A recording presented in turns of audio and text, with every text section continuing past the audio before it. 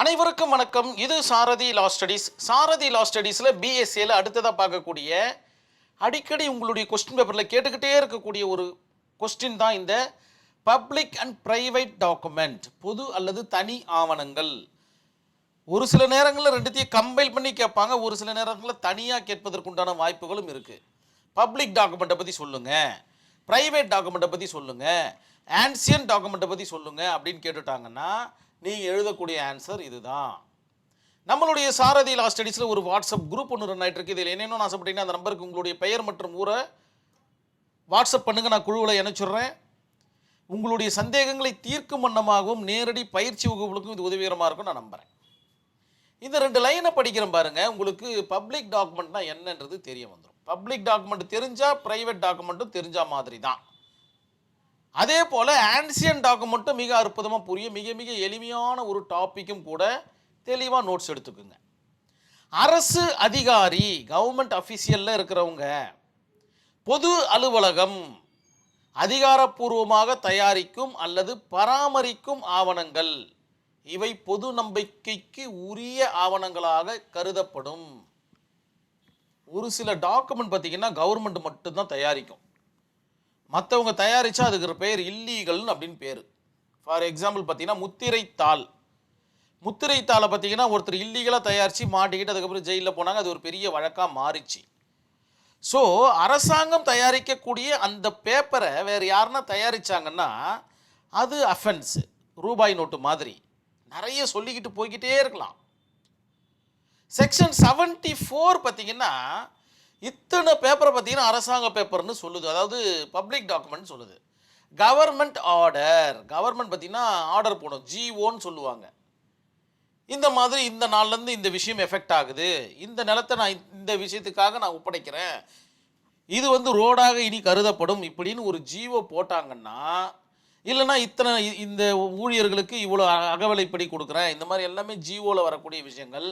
இவை எல்லாம் பார்த்திங்கன்னா அரசாங்க ஆவணங்களாக பார்க்கப்படுகின்றன. இதை மற்றவர்கள் தயாரித்தா அது செல்லாது. அது மட்டும் இல்லாமல் எந்த இடத்துலையுமே அது பெருசாக ரிஃப்ளெக்ட் ஆகாது. லேண்ட் ரெக்கார்ட்ஸ், லேண்ட் அதாவது நிலம் சம்பந்தப்பட்ட அனைத்து வகையான ஆவணங்களும், எஃப்எம்டி ஸ்கெட்சு, பட்டா, சிட்டா, அடங்கல், என்னென்னமோ சொல்கிறாங்க பார்த்தீங்களா, இது எல்லாமே பார்த்தீங்கன்னா பொது ஆவணங்களாகத்தான் கருதப்படும். That means public document. கெசட்டில் வெளியிடுவாங்க. ஒரு சில ஜிஓவை கூட கெசட்டில் தான் வெளியிடுவாங்க. கிட்டத்தட்ட கெசட்டில் எல்லாமே பார்த்தீங்கன்னா வெளியிடுவாங்க. அரசாங்கத்தால் வெளியிடப்படுகின்ற கிட்டத்தட்ட ஒரு நியூஸ் பேப்பர் மாதிரி தான். வெறும் கெசட்டில் இருக்கக்கூடிய அந்த கான்செப்ட் மட்டும்தான் வரும். அமெண்ட்மெண்ட் இந்த மாதிரியான விவகாரங்கள் மட்டும்தான் வரும். உங்களுடைய பெயர் மாற்றம் செய்ய வேண்டுமா, நீங்கள் கெசட்டில் மாற்றிட்டு வாங்கன்னு சொல்லுவாங்க. அதுதான் இது அப்படின்றத நினைவில் வச்சுக்கிங்க. எஸ்ஆர்ஓ ரெக்கார்ட்ஸ், நம்மளுடைய ஆவணங்கள் அவர்கள் பராமரிக்கின்றனர், அந்த மாதிரியான ஆவணங்களும் பொது ஆவணங்களாகத்தான் பார்க்கப்படுகின்றன. கோர்ட் ரெக்கார்டு, ஆனரபிள் கோர்ட்டுடைய ரெக்கார்ட்ஸும் பார்த்திங்கன்னா பப்ளிக் டாக்குமெண்ட்டாக தான் பார்க்கப்படுது.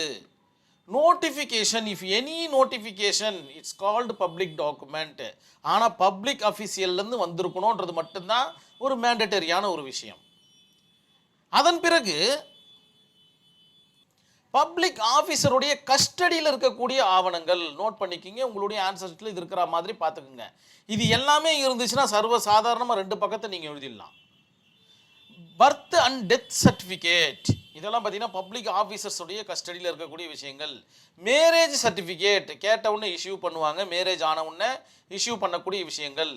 ஆனரபிள் கோர்ட்டுடைய ஜட்ஜ்மெண்ட்டு, இதெல்லாம் பார்த்தீங்கன்னா கஸ்டடியில் இருக்கக்கூடிய விஷயங்கள். முனிசிபல் கான்செப்ட், முனிசிபலில் இருக்கக்கூடிய அனைத்து வகையான ஆவணங்களும்.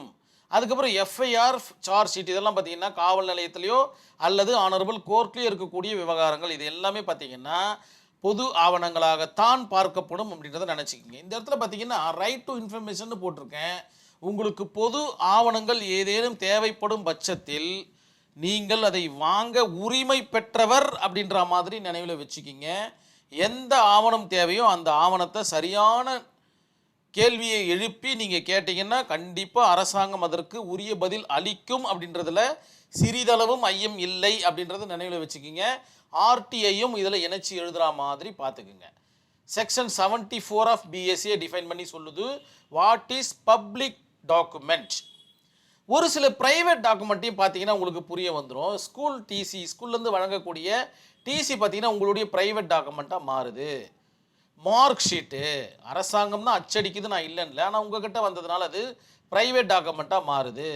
பேங்க் பாஸ்புக்கு, சேல் டீடு, எஸ்ஆர்ஓலேருந்து கொடுக்கக்கூடிய சேல் டீடும் பார்த்தீங்கன்னா உங்களை பொறுத்த வரைக்கும் இல்லை நம்மளை பொறுத்த வரைக்கும் அது ப்ரைவேட் டாக்குமெண்ட்டாகத்தான் பார்க்கப்படுது. அப்படின்றத உங்களுடைய ஆன்சர் ஷீட்டில் மிக நேர்த்தியாக எழுதுங்க. மிக எளிமையான கான்செப்ட்டு. ரைட் டு இன்ஃபர்மேஷனை உள்ள இணைச்சி எழுதுனீங்கன்னா உங்களுடைய பேப்பருடைய வைட்டேஜ் மிக அற்புதமாக இருக்கும் அப்படின்ற நம்பிக்கையோடு நான் இந்த வீடியோவை கம்ப்ளீட் பண்ணிக்கிறேன். எழுதுவீங்கன்ற நம்பிக்கையோடு நான் வீடியோவை கம்ப்ளீட் பண்ணிக்கிறேன். நன்றி, வணக்கம்.